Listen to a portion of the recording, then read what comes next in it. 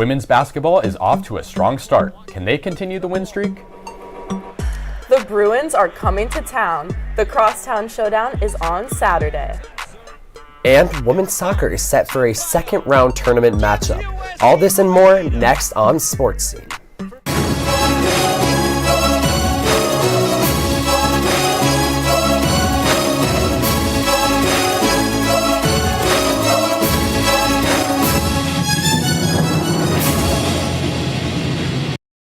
Happy Wednesday. It's time to talk sports. I'm Casey Kasliner. I'm Pickle Coleman. And I'm Scott Hills, and this is Sports Scene. Let's get into it. Well, USC football suffered its fourth loss in its last 5 games on Saturday. The battle in Eugene was never really close, and the Oregon Ducks ultimately came out on top 36-27. It was USC's first game since firing Alex Grinch, and all eyes were on the Trojan defense. And those eyes would be disappointed as the Trojans still struggled on defense, giving up 2 passing touchdowns over 75 yards. Oregon held off a late USC rally, officially eliminating the Trojans from Pac-12 championship game contention. Caleb Williams threw for just 1 touchdown on Saturday, which came in the fourth quarter. Losing, it's never, that's what we told the guys, we never accept losing. So, obviously, you got to evaluate them and try to grade with it, but it's the same story. The big plays that's killing us, and we got to find a way to not only just minimize but eliminate them. A little better against the run, but the big plays in the air, that's the one we got to eliminate. There was also a battle between 2 top quarterbacks within the war between the Ducks and the Trojans. Oregon's Bo Nix had a better performance than USC's Caleb Williams, and Nix now leads the Heisman candidate race with odds of plus 110. It was big play after big play for the veteran QB. Bo Nix lit up the secondary for over 400 passing yards and 4 touchdowns. Wide receivers Troy Franklin and Tez Johnson combined for 3 of those 4 touchdown passes and 273 yards.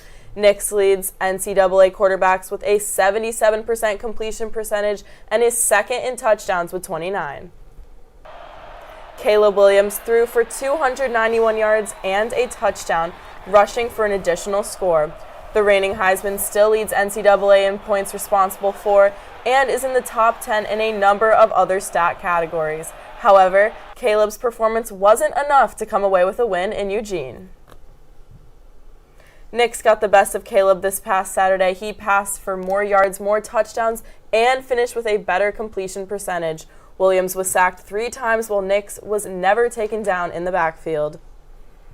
So you guys, what are your biggest takeaways from this Oregon game this past weekend? We talk about all eyes being on the USC defense now that they're without Alex Grinch, but I was captivated by that Oregon defense and their ability to really get in USC's head. This is such a complete football team, and we talk a lot about Bo Nix and his offense, but defensively you have Evan Williams, Tysheem Johnson, who are able to really disrupt USC's communication and cause them to mismanage their timeouts, have miscues. I like to say the defense wins games, and I think that was the case for Oregon this weekend. Honestly, USC did lose. I'm not going to sugarcoat it, but the comeback was really exciting, especially that 2-point conversion attempt that USC almost converted at the end to get back into the game. But I think it's just, once again, I'll say it again, little mistakes that cost the USC defense week in and week out. Max Williams turning his shoulder the wrong way, ultimately causing a touchdown. Plays like that, Tez Johnson and Troy Franklin getting 75-yard plus touchdowns in the first quarter alone. You can't allow that as a defense, no matter who the coach is. Players needed to step up, and they were missing some key players, but the USC defense could not do any favors for that offense that almost led a good comeback. Yes, absolutely. I think it was just yet again another instance of this USC defense giving up 30-plus points in a game. This defense isn't going to be fixed overnight. And also, Trojans were missing big players like Eric Gentry, Jalen Smith, among others. We had some injuries. So I just think we're lacking some, consistency once again from this team. Agreed. Even with a new look at defensive coordinator, the USC defense struggled to contain Bo Nix in the high-flying Oregon offense. They say the best offense is a good defense, and Oregon's defensive front found Caleb Williams on 3 occasions for sacks, which generated more offensive chances for the Ducks and put the USC defense on the field for much longer. On offense, an 84-yard Troy Franklin touchdown swung momentum for Oregon, and Tez Johnson's 2 touchdowns were also big for the Ducks. Even with a new defensive coordinator, the Trojans had no answer for the Ducks' lethal air, and ground attacks. The Ducks' 552 yards of total offense put them over the top against USC. Oregon also only punted the ball once, but its defensive front forced 4 punts on the USC side. The Ducks' defense also forced a USC fumble, something that's become all too common for the Trojans every week. It's been anything but an impressive season for the Trojans this year. In their final season in the Pac-12, USC fell way short of expectations and the hopes of USC fans all over. The Trojans started the season red hot, boasting one of the most proficient, electric offenses in the country. It was win after win throughout September as USC started 6-0. However, each week, each win became closer, and the Trojans showed that a strong offense can't always make up for a weak defense. When USC traveled to South Bend to face the Fighting Irish, the Trojans lost their first game and haven't looked the same since. The Trojans have lost 4 of their last 5 games. The one win, a 50-49 one-point nail-biter against the now 4-6 Cal Bears. All 4 of USC's losses have come to ranked teams, but the Trojans haven't beaten a ranked team this season. Expectations have turned into disaster for this USC football team. What do you guys make of USC's season and their inability to meet expectations this year? Well, I think they've just run out of gas in the tank. I think really you can blame coaching, you can blame players, but I think when the energy levels like we see are just getting lower and lower every week, you pointed out each win is still very a close margin, right? Against Cal, 1-point win against a team you should beat by more, losing to ranked opponents. I really think it's complacency and running out of gas in the tank and not being able to fully finish games that are very winnable.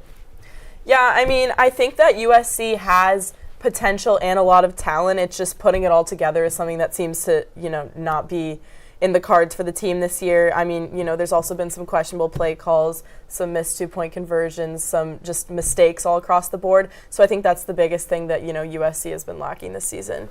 For me, the hardest thing is how close so many of these losses were. A 2-point loss to a ranked Utah team, losing by 10 or less points to 2 top 6 teams in Washington and Oregon. The talent is clearly there, but when you can't put it all together when it counts, and when you become complacent, then talent means nothing. At the same time, though, the potential kind of offers a sprinkle of hope for the future. I think it's too early for people to be getting down on Lincoln Riley. He's a very bright coaching mind. It'll be exciting to see what he can do in the future, but for this year, they couldn't get it done.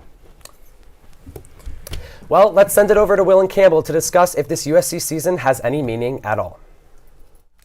Thanks, Scott. USC has been absolutely underwhelming this year. Will, my question to you is, does this game against UCLA mean anything for the Trojans? I mean, look, people are into the rivalry. At the end of the day, even if USC is going to pull off the win against UCLA, which I think they will, it isn't anything Arizona State didn't do a week ago. So at the end of the day, we're talking about a not great UCLA team they're playing against. They've had offensive issues all year. They're 9th in the Pac-12 in scoring, and now they might be trotting out a third-string quarterback this weekend. So for me, it's not the biggest game. I mean, even if they pull it off, I'd still look at Arizona as the bigger win. Maybe it doesn't matter for this season, but I mean, it certainly matters for USC's future. A loss to UCLA would mean losing to all 3 of our upcoming Pac-12 switch Big Ten opponents. Honestly, I think USC needs the ego boost going into a really competitive conference next year. Well, here's the only way I see it mattering at all is at the end of the day, the offseason's coming up, and as is always the case now in college football, any player can become basically a free agent at any time through the transfer portal. So USC is going to want to get one more opportunity to get a handle on which players they believe on this roster are part of next year's plans. This is your last chance to show it. Right, definitely. And with Caleb Williams, the backbone of USC, we don't really know what's going on with his future and what he's looking at for next year. So honestly, this game could mean a lot for the upcoming Big Ten year that we have. But let's send it back to the studio to hear a little bit more about this LA rivalry. Thanks, Campbell and Will. With just 1 week left of football left in the USC regular season, it's time to put all these past performances in the past. It's Conquest Week. Slovis taking a shot to the end zone.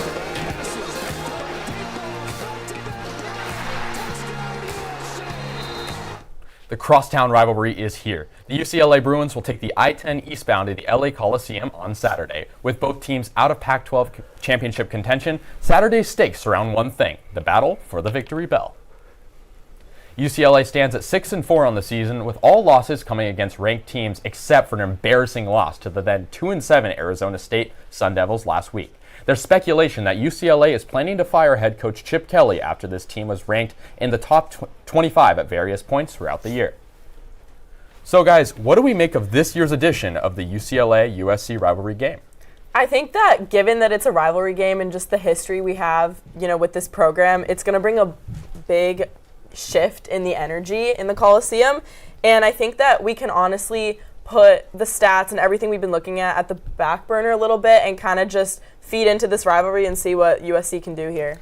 Yeah, I like this matchup a lot. These are two rival teams that are sort of in similar positions where they haven't quite lived up to expectations and have had very up and down seasons this year. In general, I just love a deep-rooted historic rivalry. I don't like the argument that this game means nothing with both teams heading to the Big Ten next year. Like Campbell said, there's a lot on the line here in terms of morale and momentum and pride to play for. Yeah, I agree. I mean, you look at this matchup. I mean, there's been decades where one team has dominated over the other. UCLA was winning all the matchups in certain years, vice versa for USC. The games still mattered. These are, classic games in the making, and both these teams are going to the Big Ten, like you said. We've talked about all year, this is the last time USC will play Cal or Stanford. No, we will always be playing, or USC will always be playing UCLA. It's always going to matter, no matter how close or how far the score is. But honestly, we'll see what happens. Both teams struggling as of late, but found success earlier in the year. I could see this being a good game. Well, we're going to have to see what goes down on Saturday, but unlike USC, UCLA has struggled in a different way this season. While its offense has struggled to make big plays, the UCLA defense is one of the best in the country. This defense allows just over 16 points per game, only 0.4 behind Oregon for first in the Pac-12.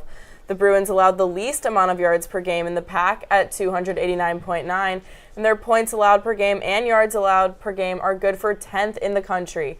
The defense has given up just 15 touchdowns this season, which is tied for 4th nationally.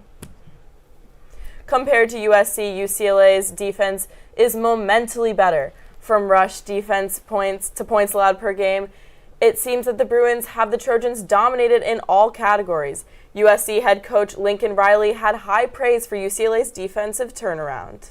They've done a really nice job. I mean, they got a tremendous front seven. Those guys have stayed healthy. They've been consistent, and they've really driven that defense. And they've got some good play out of the back end as well, and just been really, really consistent. So yeah, I mean, they've done a really good job, and it shows you, when you get that right group together and you can get a little bit of momentum like they have defensively, you can really push it and ride it on any side of the ball. And you got to give them credit; they've done a really nice job. The Bruins have held 8 of their 10 opponents this season to fewer than 20 points, and it's been 2 months since USC held an opponent below 30. Over to Will with more on this UCLA defense. We've seen a resurgence in USC's offensive production recently. The offensive line continues to struggle, but Caleb Williams' ability to navigate ferocious pass rushers have returned him to 2022 form. So let's break down some of his top throws from the past 2 weeks. Going back to the Oregon game, you've got 3rd and 5 in the red zone, initial pressure from the outside, and then you have the defensive tackle up to set the edge. They've got him bottled up as he's scrambling around, but he still escapes the play. Good cut up, good cart to the far side, and he takes off, gets USC into 1st and goal situation, picking up a first. Now another 3rd down and long. Again, you send free rushers up top. Williams pressured immediately, escapes, and goes cross body to Taj Washington, getting right up to that 1st down line. Another really good pickup on a difficult throw. From the Washington game 2 weeks ago, on a failed QB draw, the nose tackle gets pressured. Again, 2 guys surrounding Williams. It's just a flat-footed flick to the end zone to Brendan Rice to find him. Again, a not easy throw that he can't even step into, still makes it happen. That's been Caleb Williams' story of the last 2 weeks. Williams will need to continue his magic act in the Trojans' final regular season game with UCLA on deck. The Bruins are tied with Oregon State for 4th in the country with 36 sacks. Leatu Latu will be the player to key in on. He is 2nd in the conference with 11 sacks. If USC shuts down Latu and Caleb continues to make every throw on the field, it should put up more than enough points to outscore a short-handed UCLA team. So for more on who's to watch in this year's Crosstown Showdown, let's send it back to Scott. As Caleb and the Trojans look to recover from a tough weekend in Eugene, let's look ahead to who they'll face in this weekend's Crosstown Showdown. It's time to meet the opponent. On the defensive side of the ball, senior defensive lineman Leatu Latu has been huge for the Bruins this year and will put up a big test for Caleb Williams' offense. Latu transferred to UCLA in 2022 from Washington and has stepped up big this year. He recorded a season-high 3 sacks against Colorado and averages close to 4 tackles a game. He's an agile, athletic lineman who will look to stop an offensive-minded team against USC this weekend. Junior running back Carson Steele leads the Bruins in touchdowns and rushing yards despite having reduced production in recent games. Steele broke out against Stanford with 3 touchdowns in UCLA's dominant win. On an offensive unit that has struggled lately, Steele will look to help the Bruins find a much-needed spark against USC. As UCLA will face a defense that has struggled all season, fans should expect Steele to get increased touches. Senior wide receiver Logan Loya leads the Bruins in receiving yards. And this season, Loya has 40 receptions for 502 yards and 4 touchdowns. He has scored touchdowns against San Diego State, Washington State, Oregon State, and Arizona State. So be sure to keep an eye on these Bruins this Saturday. And next, we'll discuss women's basketball's 3-0 start to the season. And London VJ has taken the Pac-12 by storm. Hear what awards she brought home this weekend next on Sports Scene.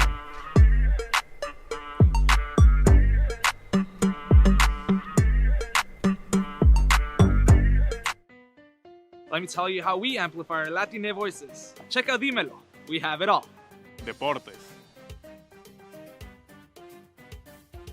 Entertainment. Noticias. ¿Qué tal? Soy Mariela Gómez y bienvenidos a Dime la Hora. Radio and podcasting. Comida y cultura. Digital social media. ¿A qué equipo le vas tú? LA Galaxy o LAFC? Dímelo is the only Latina-focused media outlet at USC. Dímelo. We have it all. Dímelo. We have it all.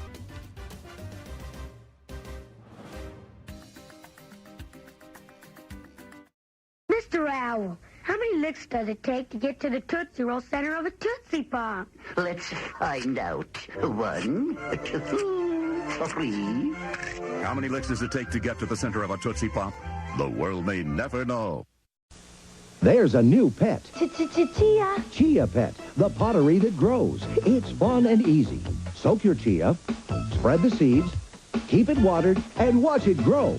And now grow a whole collection of fun with Chia teddy bears, puppies, kittens, rams, bulls. There's even a chia tree to keep your pets company. Chia Pets and Trees, the pottery that grows. The Chia Pet and Chia Tree are available at Kmart, Rite Aid, Ames, and Woolworth. Makes a great gift. Trojans basketball is underway with the men's team sitting at 2-1 through its first 3 games and the women's team currently ranked in the top 10 through week 2.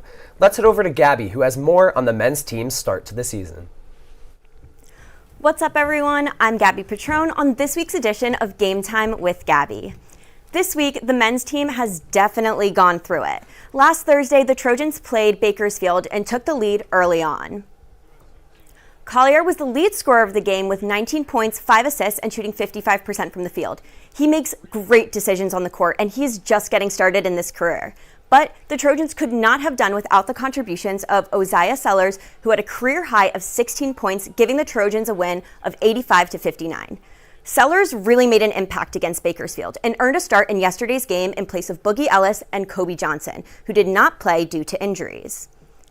Additionally, Bronny James remained out of the game, leaving the Trojans without 3 of their top players as they faced UC Irvine. The Trojans struggled both defensively and offensively, losing 70-60. It just goes to show how Ellis is such a key player on the court. Here's what Coach Andy Enfield and forward Harrison Hornery had to say.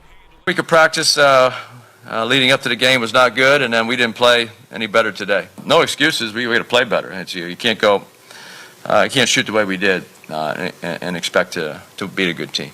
That 4-point play obviously hyped everyone up and hyped us up a lot, and we huddled and we just said to ourselves we have to get this win, buckle down defense, but we couldn't get stops on the other end. So if we're scoring like we did, it doesn't really matter if we can't get stops on the other end. Obviously, it was a bit of a rough night for the Trojans, but until Ellis and Johnson can return to the floor, the Trojans need to remain strong. Sending it back to Will to break down the women's season. For the first time since 1994, USC women's basketball is ranked in the top 10 of the AP poll after the Trojans jumped 11 spots to number 10 in the rankings this week. USC is off to a 3-0 start after picking up wins over Florida Gulf Coast and Lemoyne. The Trojans started slow Friday against the Eagles, but still ended up coasting to a fairly easy 67-51 win. On the other hand, Monday was a dominating performance from the opening tip, as USC started with 11-0 run on its way to a 93-42 drubbing of the Dolphins. The story of the season for Lindsey Gottlieb's squad thus far has been freshman phenom guard Juju Watkins. After dropping 35 on Monday night, the top-ranked recruit now has 85 points through her first 3 games. That's more than Cheryl Miller or Lisa Leslie had through their first 3 games. While the scoring ability is clear, Watkins impacts every part of the game. Look at the way she can grab rebounds to create second-chance opportunities, push the pace in transition, press in the backcourt to create turnovers, and fight through contact to secure and ones. She had 3 of those on Monday night, by the way. It's no wonder her head coach has nothing but good things to say about Watkins. Her likability, how hard she goes, how natural she is, and what a beloved teammate she is. I knew that to be the case because I spent so much time kind of getting to know her and the people around her, but to really see that play out is really cool. That I couldn't have known until she was here. I think that, and she's here, so holding her, there's not really any big flaws in her game. There's where she can improve, of course, right? But there isn't a missing element. And star power is attracting other top players too. Over the weekend, 2 5-star recruits in the 2024 class committed to USC. Wing Kennedy Smith, who's a SoCal native, and guard Kaylee Heckel from Long Island, New York. Smith is the number 6 prospect in ESPN's recruiting rankings, while Heckel is number 28. So my question for all of you is, what excites you about this women's basketball team, both this season and in years to come? Yeah, this is obviously very exciting momentum for this program. Juju Watkins is already off to a historic start to her freshman season, just 3 games in. 35 points in 1 game as a freshman is huge. Signing more big names, being ranked in the top 10. There's a lot of story on this team, and I think they're just going to keep climbing as the year goes on. Yeah, just like you said, Scott, Juju has rolled in exactly as advertised. She is on fire, and I am so excited to see what the future of this program is going to look like with great recruits coming in, a lot of firepower, and just, it's already looking great so far. Well, I think one thing we haven't talked about yet is the team's ability to share the ball. Basketball is a superstar-oriented sport. You don't need 5 players to go in and out and score 30-plus points per night. Juju Watkins is that player to put up those points. And I think having players on that team that can create chances, Kayla Padilla, Rhea Marshall, list goes on, Taylor Bigby, 10 points off the bench against Lemoyne. You have those players that can generate chances and feed her the ball. Juju Watkins is feeding off these chances and scoring at will. Yeah, and Juju Watkins deserves a lot of credit. We've all seen what she's done in the first 3 games. But you can't forget about Rhea Marshall, who's one of the best shot blockers in the nation, one of the best rebounders in the nation, and her offensive game is only going to get better playing alongside Juju Watkins, the space she creates, her passing ability. Rhea Marshall's a really good player too. So USC has a lot of talent aside from Watkins and obviously coming in next year as well. But there's so much momentum coming in with this team, and it's hard not to be excited. Yes, a lot of exciting stuff coming down the pipe. But now we're going to talk USC women's soccer, who just advanced after winning a low-scoring game over Grand Canyon in the first round of the NCAA tournament. In a game that finished 1-0, USC took the game thanks to a second-half penalty kick by Helena Sampaio. The Trojan defense held on to get the win, and Hannah Dickinson only needed to save 1 shot. Next up for the Trojans, number 1 BYU, a solid team that defeated in-state rival Utah State in the first round. The number 1 seeded Cougars will be a challenge for USC as BYU has won 7 of its last 8 games, and USC has a 3-3 all-time record against BYU. The second round game is at 6 p.m. on Thursday. A win and USC plays either Michigan State or Harvard on Saturday. 3 Trojans took home Freshman of the Week awards this past week across men's and women's basketball and women's volleyball. Guard Isaiah Collier is averaging 20 points and 4 assists per game through 3 games. While USC did lose against UC Irvine, Collier put up a career high of 23 points. While his tenacity when driving down the lane has been his strong suit, Collier will look to warm up his 3-point shot as the season progresses.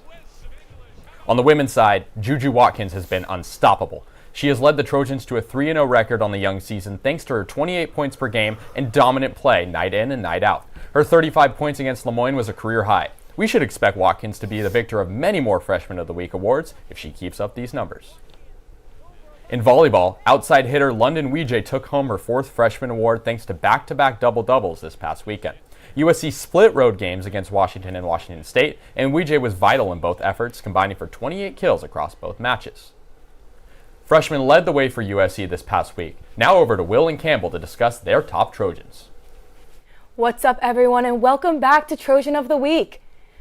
Will and I have picked out our Trojans that stood out this week. We both went for two different sports in very different parts of their season. For my Trojan of the Week, I'm taking midfielder Helena Sampaio of USC Women's Soccer.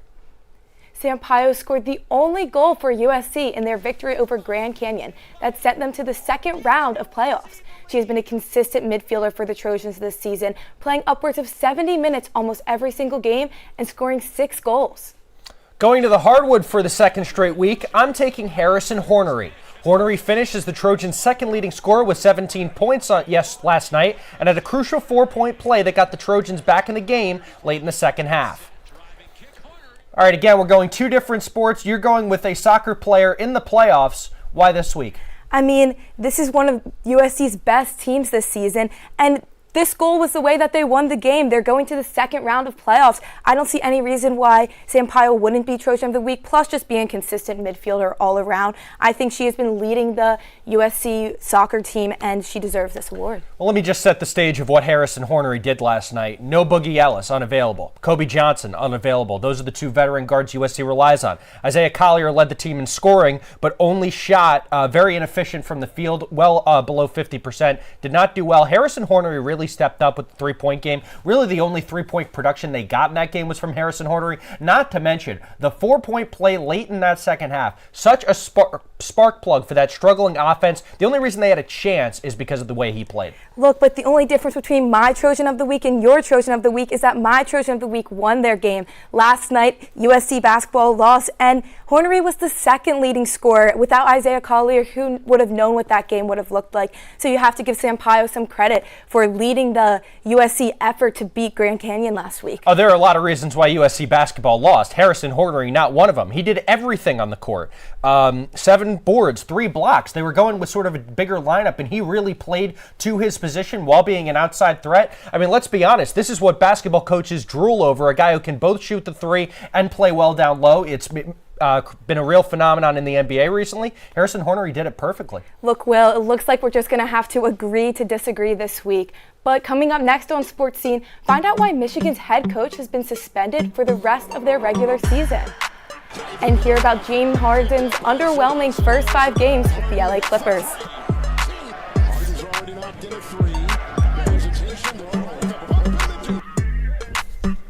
Bonjour, je suis le grand musique. Je suis la jeune fille. Yes, that's French they're speaking. And no, these children aren't French. They're American. And they've acquired their amazing new language skills from Muzzy, the remarkable new video language program for children developed by the British Broadcasting Corporation. With this unique BBC language course, children learn a second language with incredible ease. 4 delightful videos quickly become their favorite TV show and teaches children the same way they learned English. Learning another language becomes fun. You'll be amazed when your children begin speaking and understanding their new language from the very first day through this unique method. The entire course, 4 videos, 2 audio cassettes, the activity book, and the parent's guide and answer book is available in French, Spanish, Italian, or German. To order, use your credit card and call this number. We'll ship and charge you $28.08 a month for 6 months. Your satisfaction is guaranteed. Call 1-800-424-0700. Okay, this stuff is really amazing. I mean, I put it in my mouth and I taste watermelon, but it's not just that. I taste strawberry too, but it's kind of like a watermelon-y strawberry put together. Hang on. Sorry about that. And the bubbles are really awesome. I mean, that's why they call it Max, I guess. Obviously, that sort of makes sense once you think about it. Oh, I'm Dan, and that's Chuck. Hubba Max. A whole new kind of bubble. Hey! The Big Ten has suspended Michigan's Jim Harbaugh for the rest of the regular season after he got caught up in a sign-stealing scandal. Sharon Moore coached the Wolverines this past weekend against Penn State. I want to thank the Lord. I want to thank Coach Harbaugh. Love you, man. Love you, man. This is for you. For this university, the president, our AD, We got the best players, best university, best alumni in the country. Harbaugh and Michigan were accused of pre-scouting opponents by sending employees to the stadiums of future opponents and allegedly stealing their signs. Harbaugh's suspension means he can coach the team throughout the week, but is not allowed on the sidelines during the games. Michigan has filed a restraining order against the Big Ten Conference to attempt to reverse the decision. If the order is granted, Harbaugh would be back and allowed to coach in the Wolverines' last 2 games. Harbaugh plans to attend the court hearing on Friday. After trading for former MVP James Harden, you'd think the LA Clippers would be unbeatable, right? Well, they're not. The Clippers are 0-5 since making the blockbuster move. The Clippers' losing streak includes playing good teams like the Nuggets last night, as well as the Knicks and Mavericks. But on Sunday, they had their worst loss yet. They lost to the 2-9 Memphis Grizzlies, who were without Ja Morant. Harden scored 21 last night in 25 minutes of play. He's being too polite. I think James has to be more selfish, not meaning shooting every ball, but just, running pick and rolls, making the plays, not deferring, because we need his passing ability. We need him being able to attack, and what he brings to this team, we need. On the other side of the trade, the Sixers are 6-1 since making the move. Tyrese Maxey has definitely filled the Harden void, scoring 28 points per game as a second option to Joel Embiid. That's all for this week's edition of Sports Scene. For everyone at Annenberg Media, I'm Casey Kasliner. I'm Scott Hills. And I'm Pickle Coleman. Fight on, beat UCLA.